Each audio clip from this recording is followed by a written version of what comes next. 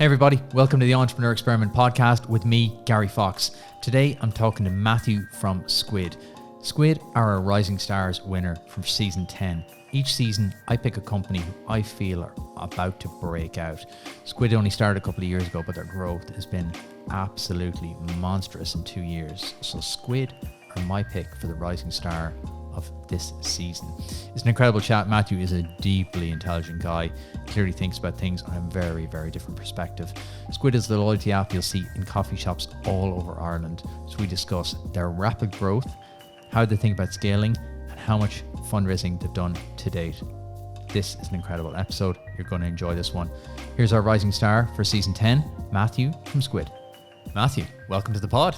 Thank you very much. Thanks a million for having me on. Now, just before the lawyers send us any letters, not Squid Games, Squid.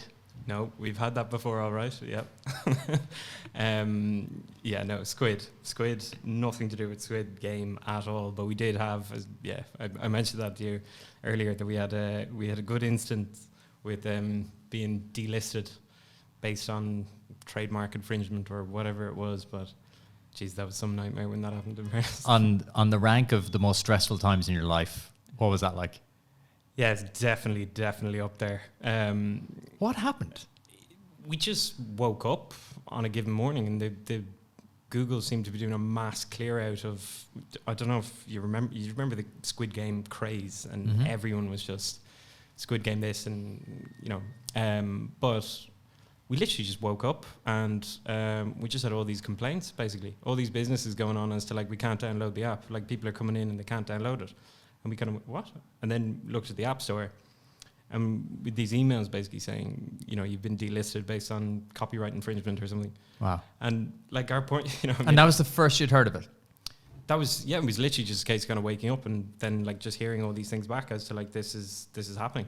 And, so yeah, it was terrifying. It was genuinely terrifying. It was real. It was a real kind of show, I suppose, of how much you rely on these different, your Apples and your Googles, basically. But yeah, thank God. Anyway, we got it sorted. I suppose, like, again, I kind of mentioned this, but I think the positive in hindsight was the sheer volume of complaints. Actually, in some ways, it was kind of. Like, now that it's all behind, it was really cool in some ways to see how much people cared, that they couldn't use the app, that they couldn't, the businesses getting onto us. We had, thousands and thousands of people just saying, it's gone, where is it? Get it sorted, kind of stuff. And so we were amazing. Talking to Google basically, could we please, we physically turned up at Google as well. Being like, we've been here way before this thing was released. How long were you in operation at that time? Oh, Jesus. I couldn't give you an exact figure. Maybe roughly like a year and a half or so. Okay. Say something. So at least you had the marker. At least you were like, look. Yeah, we've been definitely here since X time. Squid Game. That was no. Yeah, that was not the. But isn't it incredible how, like, the butterfly effect of something happening over in California flaps its wings, and then suddenly you wake up in Dublin and you're like, oh no, half our business is gone. Exactly, and I think.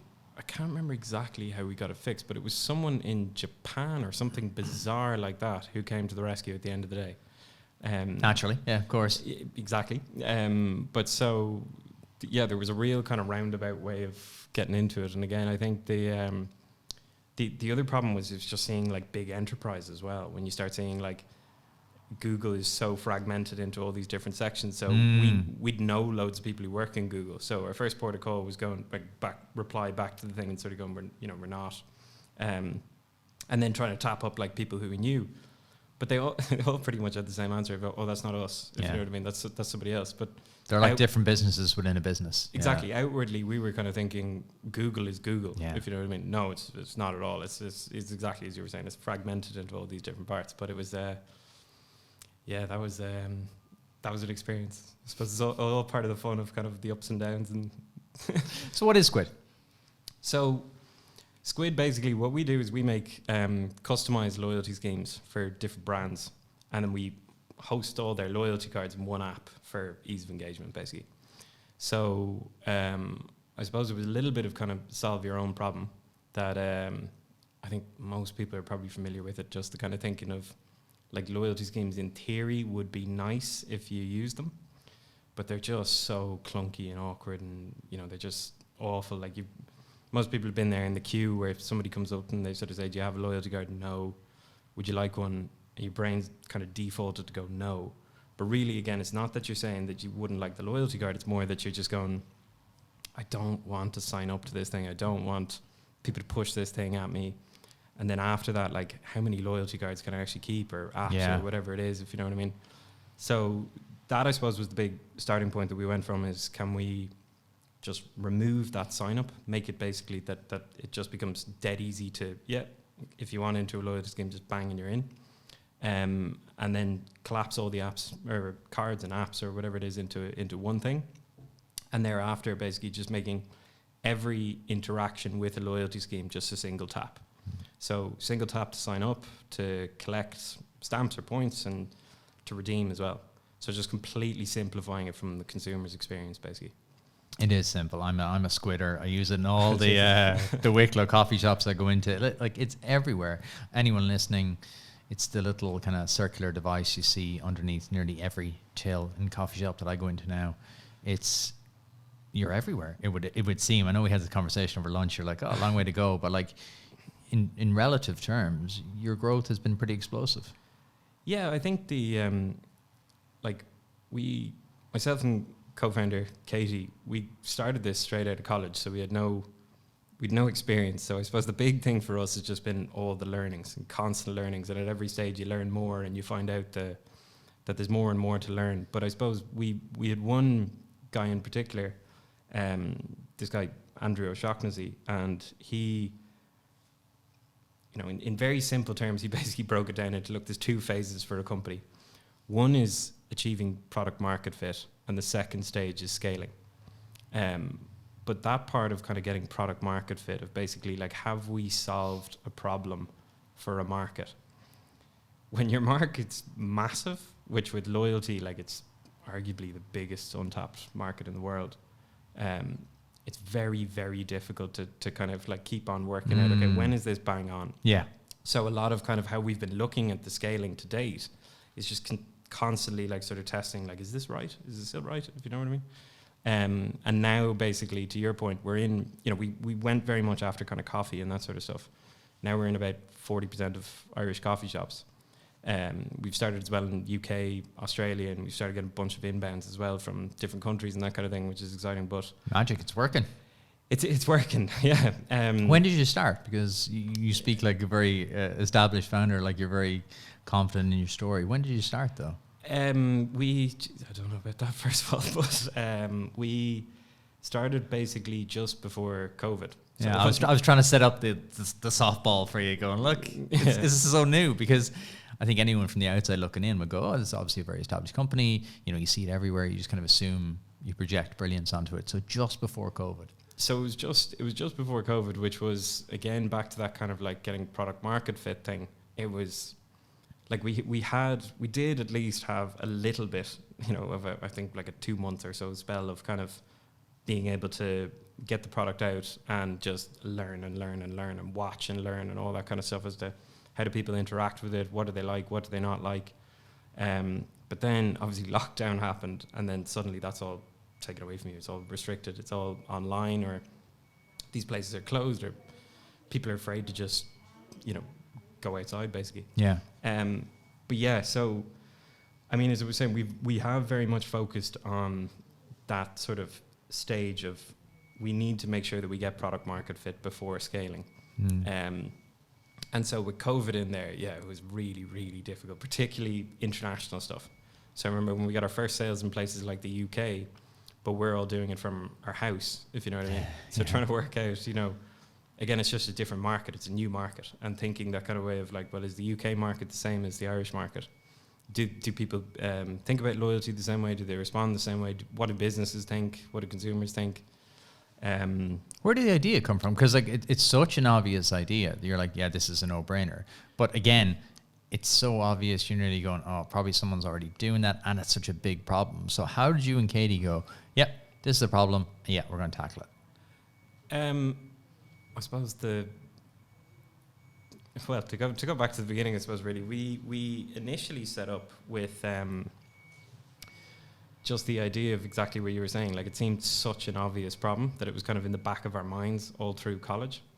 And so we you know, there was definitely a theme going around of kind of like aggregating everything into one app, be it Airbnb, music, Netflix, all this kind of stuff. It was all in one kind of thing. And we were trying to think like what hasn't been done. And loyalty was just such a glaring kind of like, that's so obvious. Why isn't there an app that does that? Were you and Katie actively planning to start a business? Was this just, what I'm trying to figure out is, everyone is always trying to figure out the moment. What was the moment when, oh yeah, we're going to start the business? And I think people overthink it. But how did you and Katie come up with this initially? Like, were you always planning to start a business together, or what was the genesis? The big moment for us was when, so me and Katie met in college basically, and the big moment I think was when we went on Erasmus. And it was that sort of like change in thinking of, we've spent all our time in Ireland, and you know, we had a very kind of Irish-centric sort of outlook on the world. And then all of a sudden we were in Berkeley in California, and the first thing that would strike you if you go there is tech, just everywhere. There's so much innovation, there's so much kind of stuff going on. Like I remember one day kind of walking down the street and there's a little robot with a cup of coffee on it beside you, if you know what I mean. But people don't look at it twice. It's just sort of normal. It's just there's someone figuring something out, if you know what I mean. And I suppose it was there again that we kind of had the more confidence. I think a lot of it in the beginning is a confidence lift, as to kind of like getting to a stage basically where you sort of think like, what, if not me, then who, if you know what I mean, basically kind of stuff. And just again, just thinking of it again and again and sort of saying like, this is so obvious. How is this not a big thing? And then coming back to Ireland, and then basically we wrapped up in college, and we were on this scholarship thing together in college, and so me and Katie would literally work on everything together through college. So we had this recipe of working together, and we knew it worked, kind of stuff. So the idea of working together and starting something together just seemed a really obvious step. But then it was Katie. So I suppose I was probably more driving on the kind of like, this is so obvious, we should go and do this. But Katie, I think, Katie's incredibly intelligent. And the main thing that she spotted was like, it's all to do with the interaction. The interaction is broken, basically. So let's just make it so that it's really, really, really simple. And so she came up with this idea of like the tapping, basically, the kind of the idea of just, we'll make everything one tap. And then even that sort of like, you know, in fairness to Katie, what I think is quite a simple like deployment. We just use a sticker, basically. So it's an NFC sticker. It's the same as in tap technology. And through that, it just kind of works out, okay, I'm supposed to be at this counter. I'm this tag for this given business. But then on the back end of that, you can just keep adding and adding and adding more stuff.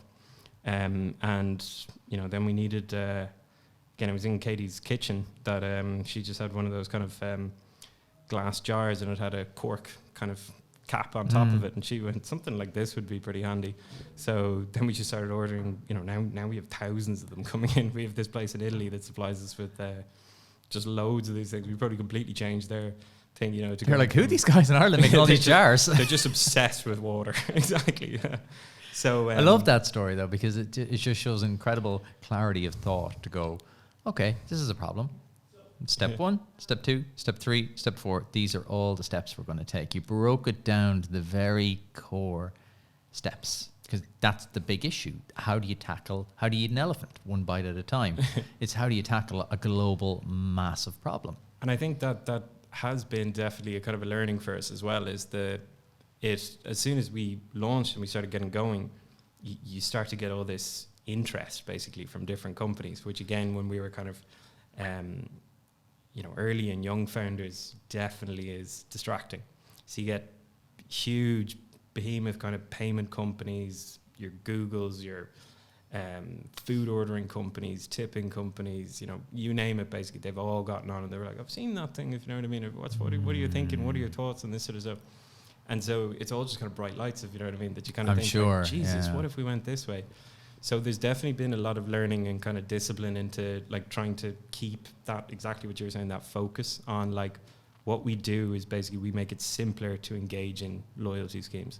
So let's just keep on rolling that out. And we started with coffee, but now we're in a kind of a different phase, I suppose, now that we've taken on a new CTO basically who's come in. And so now we're going to start serving all retail types. So we're going to go after, basically everything, absolutely every different business. But it was coffee was the entry point, I suppose, for us, and we're going after that into different markets. But then we can move up the retail ladder basically into different. I love that. You started with a very clear, identifiable niche, and coffee is one of those. Definitely for me, it's a habit. Every day you're going to get that coffee, and I think if you're baking Squid into that, that's an incredibly smart place to start. I suppose that's our thinking basically, is that for such a kind of an emergent market like coffee's, I was talking to a guy and I thought he nailed it on the head, that coffee is the new wine. So like, whereas like a generation ago people were wine snobs basically, if you know what I mean, they knew everything to do with wine. Now people know everything to do with coffee, and they're really picky on what coffee they like and what they don't and that sort of stuff. But again, I was kind of amazed that just like coffee is a wildly underserved market from a tech perspective.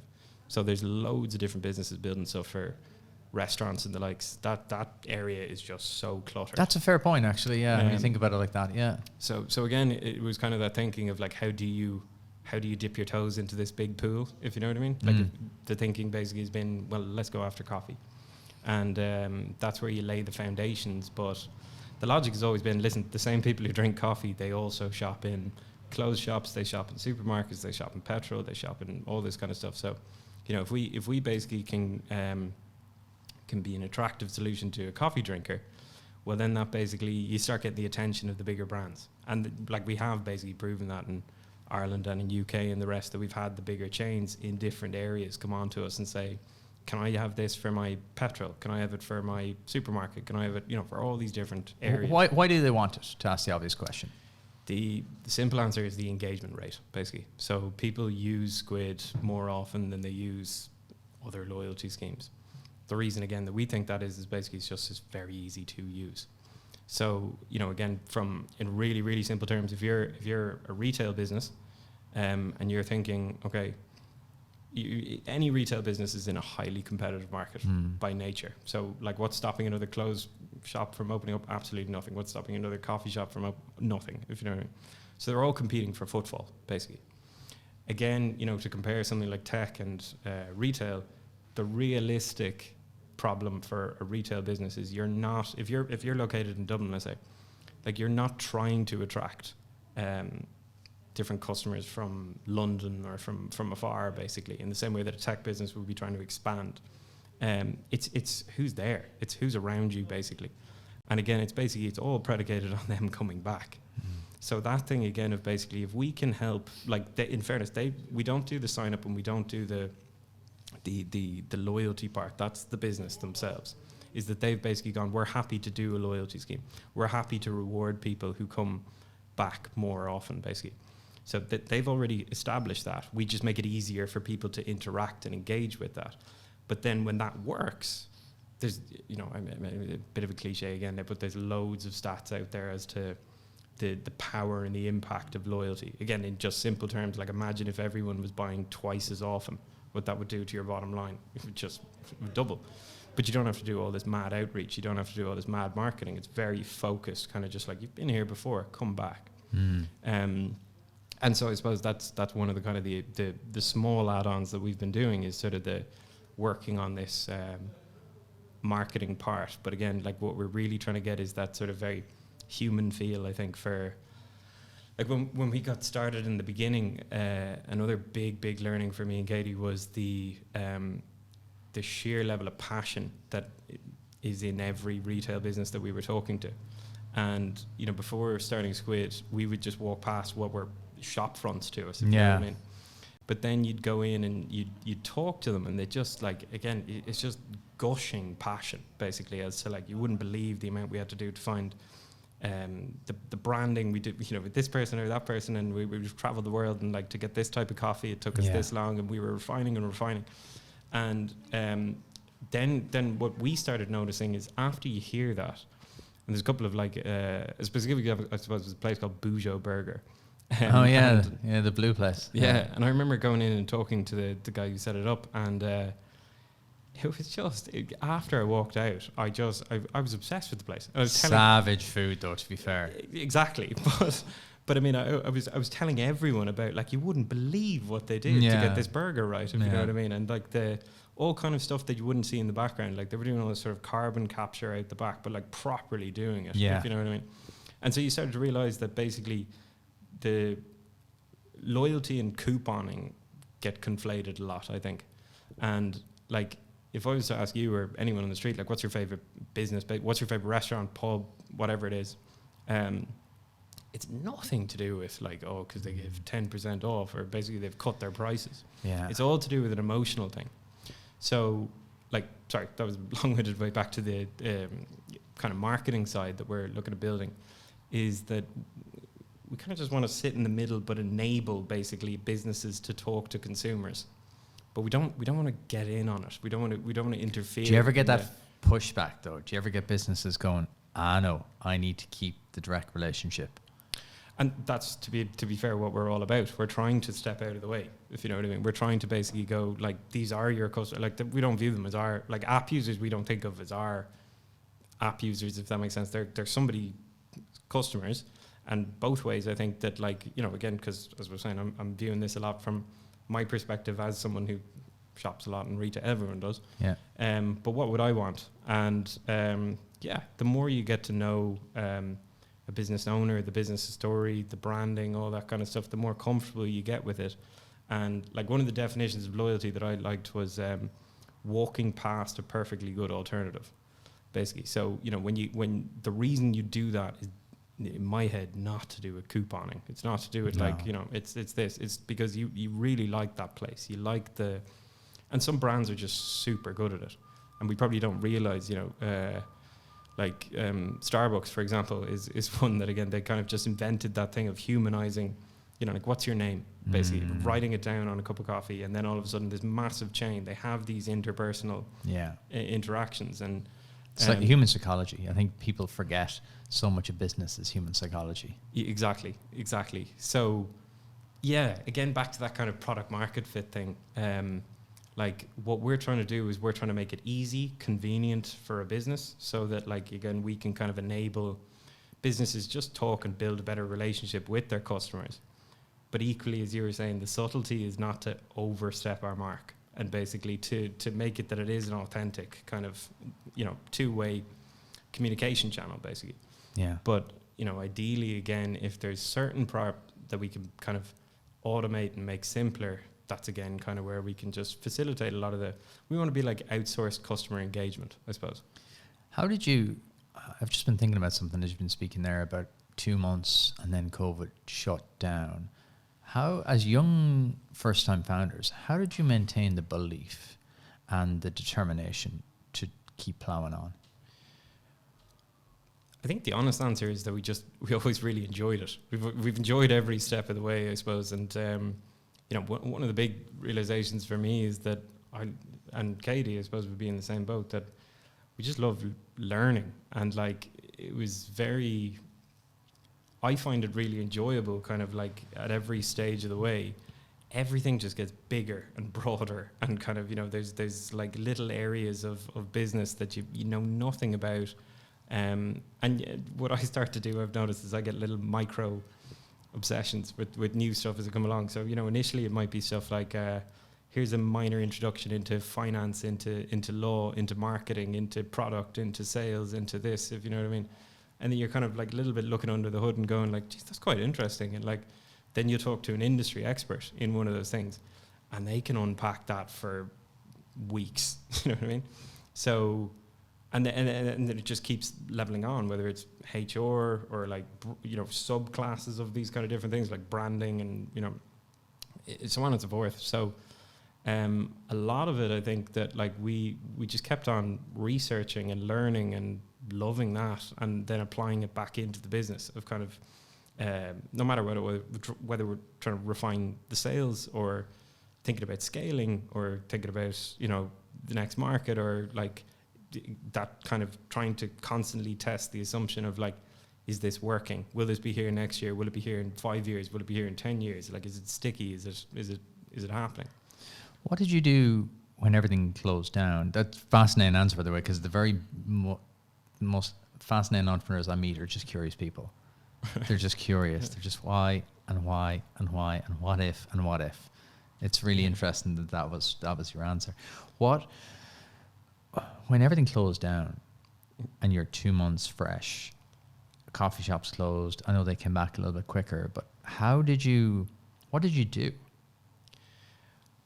I suppose the day to day, there was a lot of planning, strategy kind of stuff around, like, is this going to be, I mean, at the very beginning, it was obviously, you know, I think everyone was in that sort of headspace as to, like, is this going to be a completely different world? And sort of like scenario 1, scenario 2, and like, it wasn't so much even writing it down, it's just playing it through. But I think, you know, we tried to, again, to go back to the as Andrew sort of said to me, it's that sort of business in 2 stages of kind of like, you need to make sure that you have product market fit before you bother to scale kind of stuff. But we did think a lot about scaling. Basically, that was one of the things, again, is to just kind of like try and work out, what happens if we try and sell this way, or what happens if we try and sell that way. So you used it as a testing time, a time to kind of dig in and go, okay, what if we do this? What if we do that? Yeah, and using stuff like, again, we did a lot of field set, like physically walking into a place.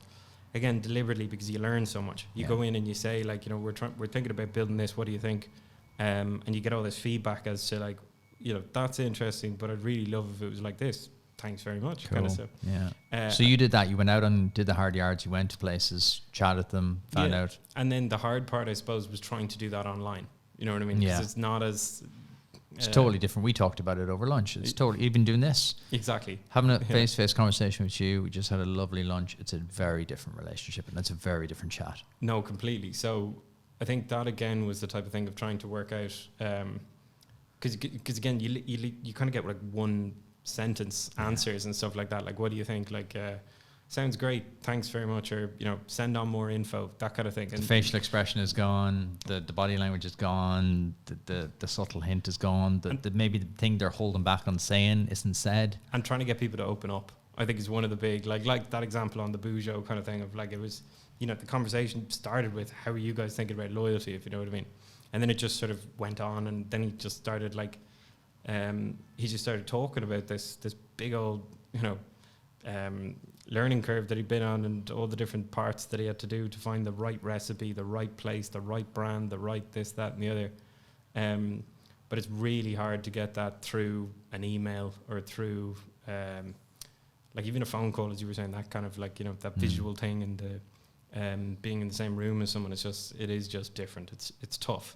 So it was definitely a tough patch, for sure, of trying to, like, again. So it was just about doubling down. It was about focus. Like, again, we kind of just went, okay, well, we're after coffee. And it was, in fairness, you know, it was a good time for coffee, as well as to, you know, if you remember back to the time, it was that was kind of people's social outing, was will we go for a coffee kind of stuff. But then, thankfully, things started to open up again, and, you know, it was back into, okay, let's dig into the field sales stuff again. How did you spread the word? Because that's always the hardest part, I think, of any new app, business, whatever it is, brand. How did you get people familiar with the brand and build a trust? Because it is an element of trust there. Yeah, I think there's 2 parts of this. One, I was really surprised as to how helpful and, you know, eager businesses were to take on the product, and to kind of, as I was saying, that thing in particular of to help with the design and stuff. Now, they probably helped that we were, you know, sincerely kind of saying, look, we don't want to build a thing and then impose it on you. We want to, like, you can outsource this to us. You can tell us, what do you think, and then we can basically start to build stuff around, like, what you think, and we can solve your problem. Like, you're having a problem, clearly, with, you know, whether it's you give out all these paper stamp cards, you print them, you have no idea, like, do they work, do they not work, God knows. We just keep doing it kind of stuff. And then, I think the other part is then when you try to get in the door in the first place, you need to earn it, I think, is, you know, again, with kind of fresh territory. So there's a difference between the people who we sort of pseudo created the product with.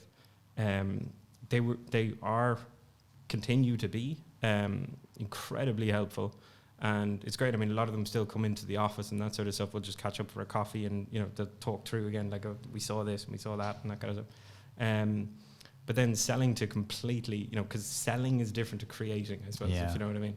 And creating's fun and nice, and it's good. You can be curious and you can have fun in a safe space. Selling's very different. Selling is very different. But I suppose, that we'd kind of learned that really, we had confidence, I suppose, basically, that this was built by these businesses, if you know what I mean. They were telling us, look, this is what we want. So when we were going in, we kind of knew, do you know what I mean? We're not selling dog shit here, if you know what I mean. This has been... You'd confidence. We'd confidence in what we were saying, and we kind of, again, like it's definitely been a learning process again. I mean, one of the big learnings that I've got is to kind of not sell the features, but to sell the result, if you know what I mean. Marketing 101, and yet it's the most ignored thing in the world. Completely. And I definitely started with that, of kind of like, so it'll do this, and then this happens, and then this happens, if you know what I mean. As opposed to just kind of very simply going, look, we can help bring your customers back more often, if you know what I mean, and this is how. And then the really strong part, I suppose, for us was basically just proof points, so that we were able to lean back and say, like, it works, if you know what I mean. Like, we weren't, again, it just boosts the confidence when selling it, is that you're not walking into a place and saying, like, try it out, and that we're in the background with kind of fingers crossed, like, please God they stay on, and that kind of stuff. You start to learn more and more about, like, how to control, basically, I suppose, which is the second part, which is I think we're at this interesting point at the minute where we're crossing from that point of kind of like product market fit into scaling, basically. And so again, the second thing is basically on that is processes. So but basically when you're trying to sell, etc., in the first bit, it's all that kind of like you're trying to take in knowledge, you're trying to learn, you're trying to put it into the product. But then basically when you have a core product, and we're going to add and build lots of stuff onto it, but then you come into this scaling mode, where again you're looking at new markets and you're looking at this kind of stuff, and you quite quickly want to get it in front of people and basically convince them that, look, this is a good solution for you. And then again, that's as I was saying, back to kind of like worlds and like how big it is. That's just a whole beast, I suppose. Kind of things like pricing, the sales model itself, the sales process, like the sign up process in particular. Leveraging stuff like testimonials in particular is a good one that we can have, I suppose, basically, is that we can fall back on. Like, do you want to go and talk to someone who uses Squid and see that it's helped them? So that is very powerful, I think, going into new markets in particular. So how does Squid make money? At the minute, basically, we charge businesses a subscription, but ultimately, in our eyes, we're basically building a platform. So at scale, the big ambition, I suppose, basically is to turn it into a sort of what's called platform as a service model. And so again, this is kind of half predicated on a lot of the interest from these bigger companies, but the likes of different payment companies, food ordering, tipping, etc. That again, the big focus and the big interest that they have, that they want, I suppose, from us, is that engagement rate. So it was just really, anyway, it's kind of partially, again, one of the good points about starting something straight out of college is you have naivety around certain things. You don't know what's good, basically, if that makes sense. But when we were talking to, like, take, for example, Deliveroo, they have, I think, the highest engagement rate in the food and drink area. But then when we were talking to them, they were going like, shit, that's 3 times higher than our engagement rate. And you're just doing like a subsect to that. And then again, like what we found is the more business types we add on and the more places we add on, the higher, it kind of makes intuitive sense, but the higher the engagement rate.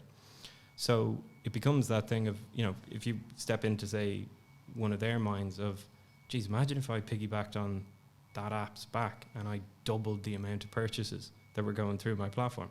You'd literally make twice as much money. So that's, again, it's kind of, it's a 2-step phase, I suppose, for us. Is one is that, okay, now it's about focusing and just delivering out the kind of the core product and scaling that into new markets and adding some more kind of engagement features.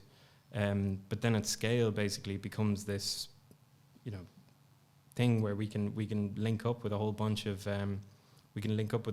different companies, basically. And there's again, it's about, though, I suppose, delivering because again, as I was saying, the fun part is kind of building a product for yourself in some ways. But I was kind of trying to think, like, imagine if it was all in one app, that you didn't have to go on to that app and to that app and to that app. But like, if I just wanted to order food, book a table, do all this kind of stuff, it's all done in the one place. Or if I wanted to make a delivery or blah, blah, blah, for shopping, or if I wanted to book a thing, that it's all kind of centralized into one place. And so I suppose at scale, basically, that's what we're thinking, but it's about getting there in the first place. So it's how have you guys got to this point? Because that journey is kind of remarkable in a way. Have you bootstrapped? Have you raised funding? Yeah, we've raised both, I suppose. So initially, I think one of the things that people liked was the fact that we did bootstrap in the beginning.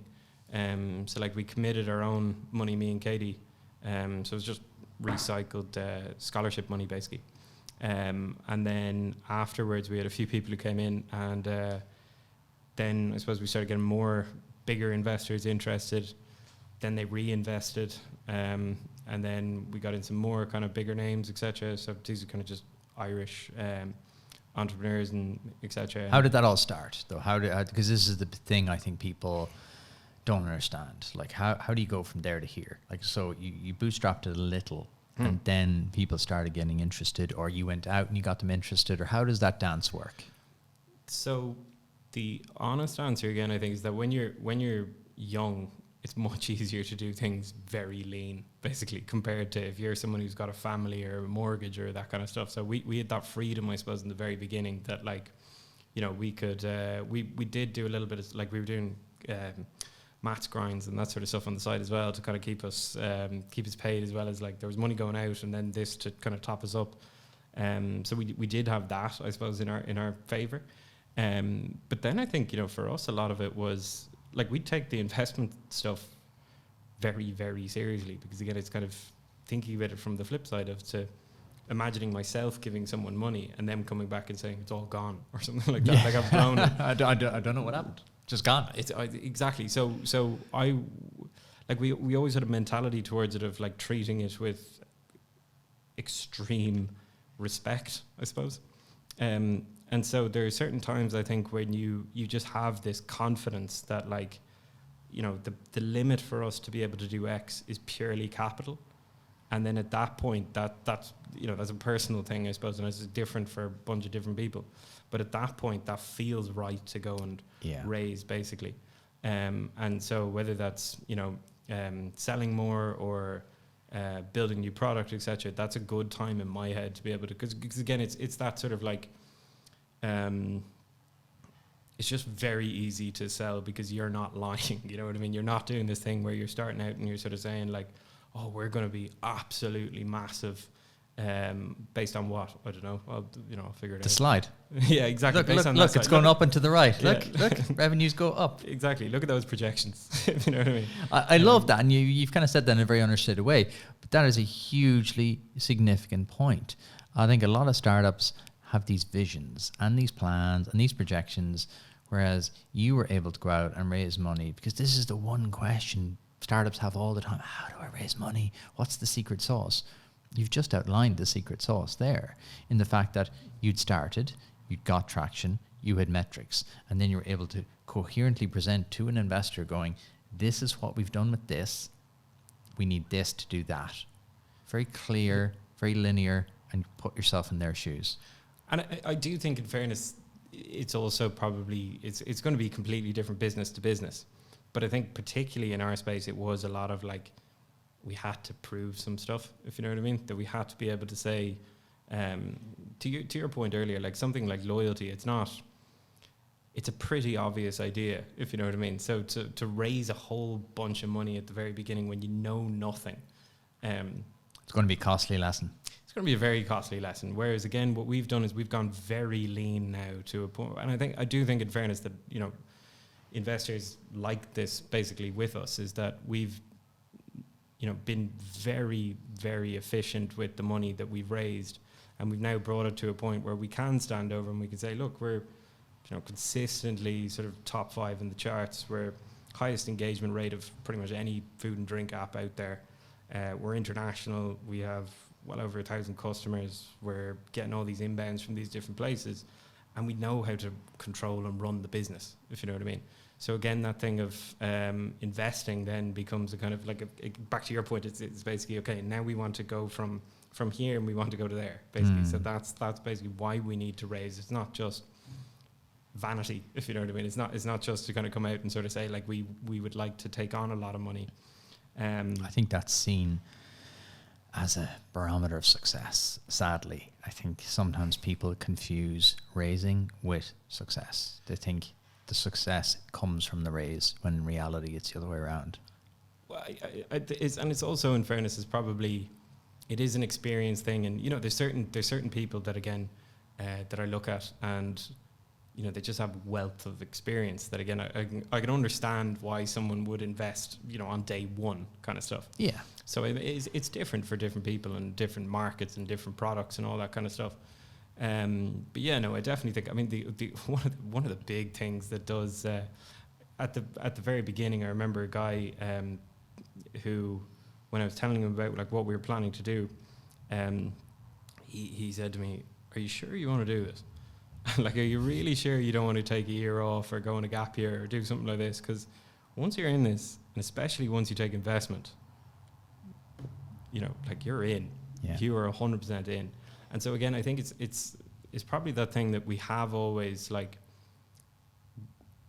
It just feels like a massive responsibility when somebody puts their hard-earned money into our business, if you know what I mean. You just feel that like we have to put this money to work and make these guys a return, because they've enabled us to do what we love doing, I suppose, as well as kind of like to help further the product. So it's, you know, it's that sort of responsibility feeling, I think, is it makes us approach funding rounds very, very seriously, I suppose. Yeah, I've a lot of founders have sat in front of me, and I've chatted to an awful lot of founders, and to hear your story and hear the way you tell it, I'm not surprised that you've raised this much money so far, because you tell it in a very coherent, authentic, real way. Jeez, as I was saying, we have a way to go, and you know, there's more funding in front of us. But I suppose, yeah, to your point, we've at least been open with people about that we're not gonna, again, to your point on the decks and stuff. I have seen people put out decks and they basically say we raise once and then the sales basically Magic. continue the growth, yeah, and then we need 500k to be a unicorn kind of stuff. But I think again, the big thing for me, honestly, is just the learnings and the confidence basically that gives you, because you really start to, it becomes like controls on a business, if you know what I mean, that you really start to understand, like, okay, when we do this happens, but that you don't know that on day one. Or at least I don't believe for a lot of people that they do know that on day one. You have to go and figure that out. Are you able to balance this with having a relatively normal life, or no? Absolutely not. No, I don't think. That was a really loaded question. I knew the answer even before I asked, but I just had to answer just to see what you'd say. I was talking to a fellow about this the other day, the routine part of just like, I really miss routine. And you know, we're getting there. And again, it was a point that Andrew made at the beginning. Andrew being one of the investors, he kind of said, like, you need to make this sustainable. You need to make this something that you can do in the long term. So stuff like holidays, stuff like weekends, stuff like sports, and you know, that kind of stuff. And it's tough though. It's definitely a whole kind of, again, to, you know, it was something we were talking about, but that sort of planning, the organization. For me, I'm just, you know, it's secondary a lot of the time, you know, to kind of like work out, okay, well, in particular stuff like sports. So that's been really something I need to. It's been the big focus for sort of post September, is that I really want to get back into sports, and I'm gonna just make it a routine that like. What's your thing? What's your sport of choice? I used to play a bit of rugby and stuff, so I'm trying to get more back into that kind of stuff. But stuff like five-a-side football and things as well, I'm trying to get back into. It is important, but again, it's hard. Like, you're in the eye of the hurricane now, and you're just going for it. Like, life has seasons. I think you learn that as you get to be an old man like me. You realize that life goes in cycles, and sometimes you're just in a sprint cycle. Sometimes you got to just bite down on the gum shield and just keep going. So I suppose there's that. Yeah, exactly. I mean, certainly, like, just exercise actually is probably one of the big things, I think, of kind of like if you go for a run, or you go whatever it is, you just feel better, and it settles the mind, I think, a lot more. It's core for me. Without that, I struggle bad, because it's not just the physical, it's the mental as well. I find like my wife equates me to like a golden retriever. She's like, if you hadn't had your exercise, you're just fidgety and you're Wound up. You're wound up. Exactly it though. And I feel it myself. Like yesterday I was on the road all day, didn't get to work out. I felt it last night then. Whereas today, got up early, got it done. I feel super. Yeah. Just from a mental health point of view, I do find exercise just so fundamental. And then the big flip as well for us is kind of, you know, getting to a team size when you can start to do it actually as a team. So we're looking at things now like setting up a tag rugby team and this sort of stuff in the company, which is fun in its own right. But again, it's great for kind of culture and that kind of thing. Has knock-on effects, I think, through the whole thing as well. Even not just for yourself, but for the whole team. Just to go, I think, especially when you see leaders and founders getting involved, I think it just shows a balance, and it shows, okay, this isn't just a churn and burn exercise. This is a long-term life. Exactly. And I think back to, you know, a current obsession kind of in learning of mine is this whole cultural thing. And I suppose it's again just one of those things that certain stuff pops up and it becomes relevant at different stages. Yeah. And now that again we're in that kind of scaling mentality as to kind of like, okay, we have the product, we know where we're going to go with it, and we've been putting a lot of work basically into like the processes, that sort of like trialing it and getting to sort of a rinse and repeat. But then you start to anticipate, okay, there's a lot of hiring that's going to happen here, and there's going to be a lot of people who come in, and just how important it is. It's one of those things that it's hard. You kind of have to feel it a little bit as the team.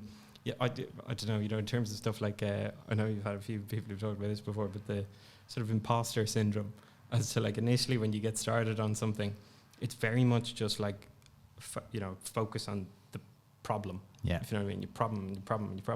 But then stuff like, you know, particularly like you hire people in say like the UK or something, and then when they come in and you're the big turn for me was that basically, and seeing these people come in and that they were meeting me as the CEO and founder, but I wasn't thinking of, you know, when I was meeting them, I was kind of going like, okay, this is. Well, that's me. Sorry. that was, you know, and then you start to realize that, okay, this is different. It's big stuff. Like it's big stuff. I mean it purely in the sense of, that the bigger the organization gets, the more important the culture becomes. And again, to Andrew's company, Populo, when it was at that sort of time that I was able to go back, and when you walk into his offices, it's an amazing thing. It's sort of something you'd need to experience rather than, I probably won't articulate it very well, but there's a real energy and pride basically. You feel it. You can feel it. Sometimes like when you go into like a nice restaurant or a really cool coffee shop, you just like a vibe, I suppose, kind of the overused term on it now. You just like, it's a vibe, but you just feel something. Exactly. Oh, I just feel comfortable, or I feel energized. It's very hard to describe. I think culture is kind of misused a lot of times. I think companies go like, oh, stamp on a bit of culture there. Exactly. You know, do Friday beers or something, whatever. It doesn't really matter. Just tick the culture box. Whereas it's a very difficult thing to build. And it's to like to use that word again, authenticity with your culture is very, again, I just find it really interesting because it has to be, it can't be about like we are, you know, writing down like we are, whatever. What's your spirit animal? Exactly, that kind of thing, and then circulating it around everyone. It has to come from what people actually do, if you know what I mean. But to kind of codify that into something that you can read is particularly difficult. So we're also kind of in that phase at the minute of kind of just looking at the team and what do we do, and you know there are certain traits that we kind of notice, like things like I know we were speaking about it before, but we do have quite a lot of young people. We have a lot of interns who come into the company, and like learning is a big theme for us. I think we're quite open and kind of we really, you can feel that again. That's the thing of kind of like it has to be what we do, but like there's a tangible excitement when we say, you know, such and such ex-entrepreneur, ex-founder is coming in to talk to us to give us a few ideas on sales, marketing, whatever. That's a great idea, by the way. I love that. I think companies should do that way more. Yeah, no, I think it's, well, again, it's that thing of like it's kind of the not knowing what you don't know. I think people are afraid, though. I think they're afraid of being people in going, God, they're going to figure out we don't know what we're talking about if we bring them in.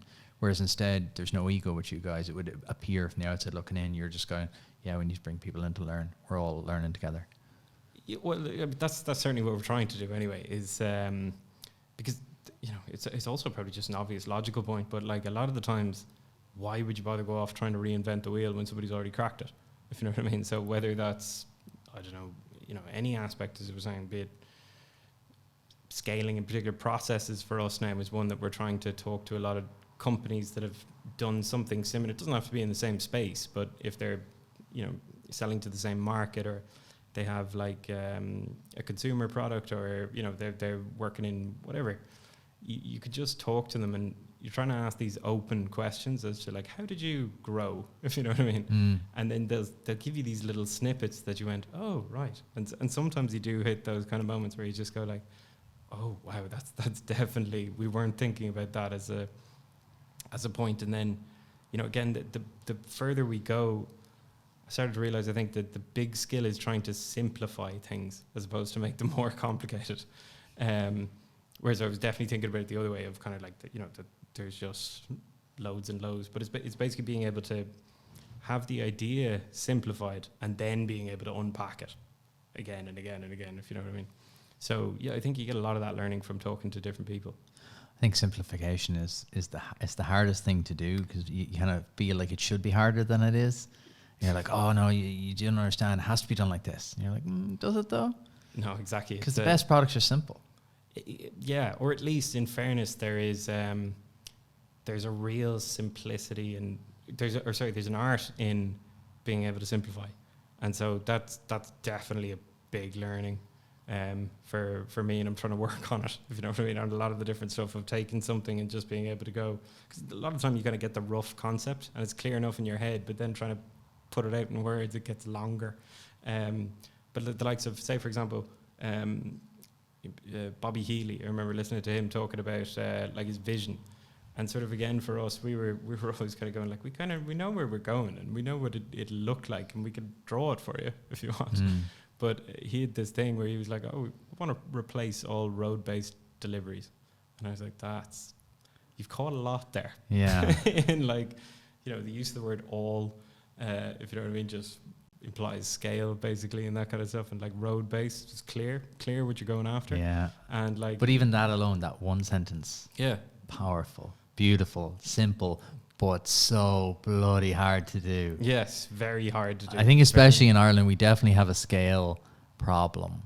I often think this myself when I'm sitting down to plan things. I'm like, oh, next year I want to get this many downloads, and then I'm like, like that's pathetic. I scribble it out, and then like, go, what about this? And then I meet my mate James, and he's like, that's like ridiculous, like 5x that, 10x that. And you need those people though, yeah, because I think we have we can get caught in the trap of Ireland, right? You think, you know, 5-6 million people, grand, okay, that's our market. But then you go to Manchester and it's bigger than the whole country, and you're like, oh yeah, there's more to this. It's a big game. And that's where I do think it comes back to the enjoyment part, though, to be honest. Of like, if you just enjoy the scaling and the growing, like it becomes, it's definitely bad days and all that kind of stuff where it's a bit stressful, but by and large, it's definitely the most enjoyable period of my life so far, if you know what I mean, just doing it. So again, it just makes it much less daunting, I think, to kind of, if you focus on that part of like, the next step is going to be, it's going to be fun. Do you know what I mean? And then like there'll be another step beyond that, but that'll be fun as well, because it'll be a whole new kind of so I think that with the scaling thing, yeah, you have to have your targets and that kind of stuff, but if you're actually looking forward to it with anticipation, it puts you in a different frame of mind when you start approaching the thing. It's just exciting, if you know what I mean. You can tell like one of your culture will definitely be fun anyway, because you guys, the enjoyment just radiates off you in terms of building this business. Because sometimes you talk to founders and it's, you know, you can feel the stress radiating out of them. And I'm sure not every day is up and to the right, but how do you keep yourself level in the middle? How do you not get too high and not to get too low? Or do you? I think, yeah, so I think the kind of like trying to articulate a focus and then having that throughout the team, you can then put metrics against like, these are the focus and this is where we need to go. So the lows a lot of the time basically come from, you know, are we on those metrics? We're not on those metrics. Okay, why not? And then that's a real kind of refocusing moment, and that'll get you very much back onto like, wait, why? But again, then, you know, a lot of like what we have been good at is trying to get to just that question, why, and then you can sub-ask why, and then you'll get to a thing where you can go like, okay, now we can correct that. Is that your process? Just asking why, I suppose. No, but is that how you work in terms of, is that how you quantify things? Do you have metrics and then you dig down going, right, why? Yeah, again, you know, one of the things that I suppose I was taught was that thing of, let's say with projections, if you know what I mean. If you say like, okay, we're going to have this many, whatever it is, this much revenue, this many downloads, we're going to be in this many places. That's built on a number of different assumptions. And like, if you drill into those assumptions, some of them will be proven to be true, but some of them are unproven to be true. And the ones that are proven to be true, to be honest, are much easier basically, because you could just kind of go with confidence, okay, well, that one's true, so we'll just keep building on it. But then the ones that aren't true, you put a target on it, is what we do a lot of the time. So we say like, well, we want it to be this number, okay, in order for it to make the whole thing true. And then so we just really dig on to like, you know, okay, well, in order for that to be that number, what needs to happen? And then so that's where you start to unpack into the detail and into the kind of like, there's more and more layers down into this thing. I'm now going to peek into the engineer's mind here. And I'm now figuring out how you have such a deep engineering mindset. No, I suppose it comes from sort of like, in fairness, it probably is a little bit of that sort of first principles type thinking, if you know what I mean. That like, you know, to get to here, there needs to be a bunch of stuff that adds up to it. But the big change, as you were saying there, is you could be in the midst of that, and then somebody comes in and they say, actually, it's you know, Google took us off the App Store. Yeah, or something. Yeah, exactly, something like that. But just that you could kind of focus on something. And again, that thing of like, if you can be quite reductive and just say there's only one thing that matters. Again, it makes powerful. There's power in that. Going right, forget all the noise, because like you said at the very start of this chat, you know, you can be blinded by the noise and the names and the what you could be doing and should be doing. Especially you guys are definitely hot right now. You're definitely kind of in the vogue at the minute. I'm sure it's very easy to get pushed and pulled around in very different ways. It's definitely, yeah, to try and kind of to try and, as you were saying, yeah, just keep that focus, but also keep the options open.